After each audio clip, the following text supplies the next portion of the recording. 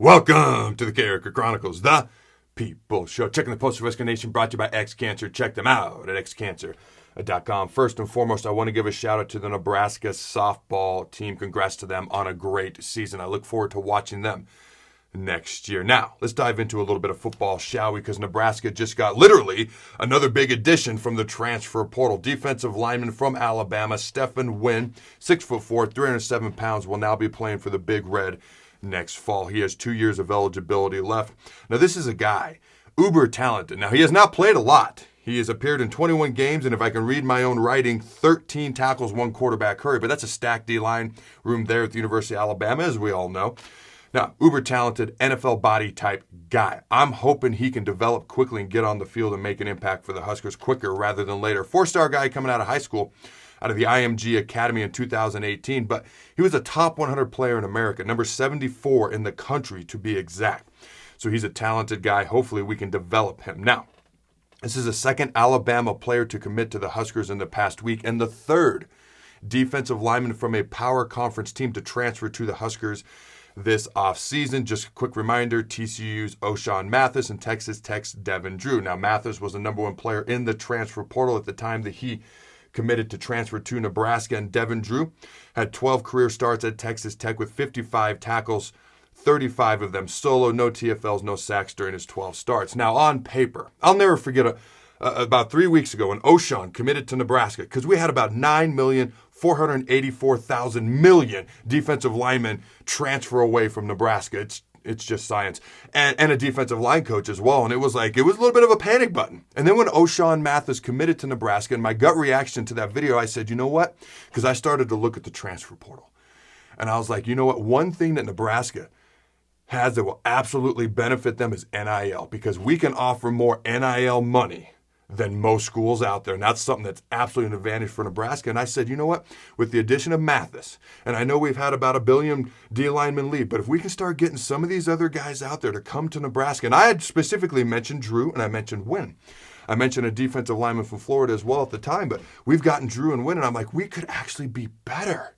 As unbelievable as it sounded at the time, now 3 weeks later, it's kind of like, we might actually be better than we were a month ago when you compare this roster to what we had during the spring games, so to speak. Of course, some of the D-linemen were hurt during the spring game, but just comparing roster to roster.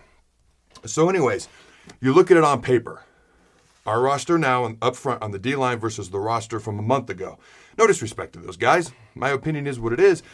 I believe we're better on paper. I believe we're more talented. You look at Wynn. I already mentioned how highly recruited he was, how much ability he has. Mathis is obviously a guy who can play at the next level. You look at the experience. We have two guys with a ton of starting experience when it comes to Devin Drew, 12 career starts, and Mathis, who started and played a ton as well. So on paper, I believe we are better than we were a few weeks ago. Now, on paper doesn't mean jack. Okay, all that matters is what happens on the field. And I've been drinking the Kool-Aid this offseason mostly because I choose not to live in the doldrums, and I see the ability that the Huskers have, and they keep bringing in. They've had that ability. They got to do it on the field.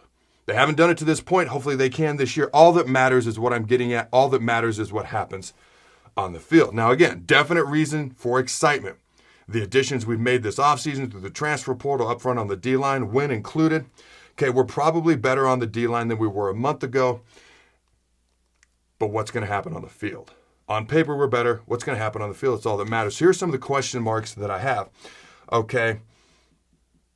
I mean, one, let's be honest. 2 of the 3 D linemen we brought in don't have any career sacks, okay? Now, hopefully they blow up this year and they have great years, because I've seen that happen before too.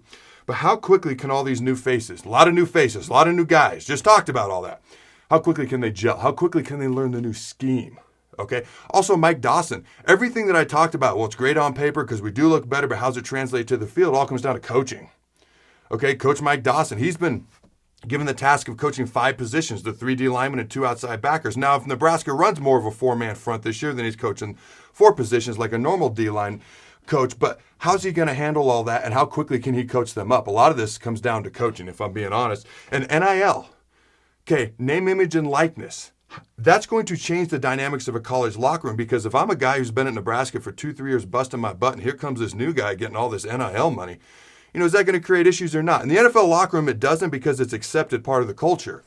But how quickly can college football get used to something like that? So one question I have is, how will NIL affect the dynamics of the locker room or the team chemistry? Hopefully it's not in a negative way. All right, so better on paper, what's going to happen on the field? I want to know your thoughts. Do you believe we're going to have better production from the D-line up front this fall? If so, like this show. If not, comment and let me know why. Also, going forward the rest of this summer, I'll either go to once a week or I might take a summer break with the show. I guess I'll surprise you. Go Big Red, throw the bones. This show is brought to you by X-Cancer. Join the fight at xcancerstore.com and support your loved ones, your neighbors, and cancer fighters all over the world and help them gain access to revolutionary treatments. xcancerstore.com has a wide variety of t-shirts and merchandise supporting a wide variety of cancer battles so you can show off the colors that matter. Proceeds from each purchase not only help those at home, but also cancer fighters in Tanzania, Africa. Check them out at xcancerstore.com.